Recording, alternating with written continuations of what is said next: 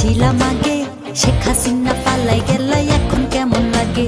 দেশটা তোমার বাপের নাকি বলেছিলাম আগে, শেখ হাসিনা পালাই গেল, এখন কেমন লাগে? ছাত্র আর জনতারা যদি আবার জাগে, মামুর বেটা শয়তানেরা পালাবে যে আগে। আল্লাহর কসম বলছি শোনো, বুকে সাহস জাগে, দেশ বাঁচাতে প্রাণ দিতে ভয় নাহি লাগে। আল্লাহর কসম বলছি শোনো।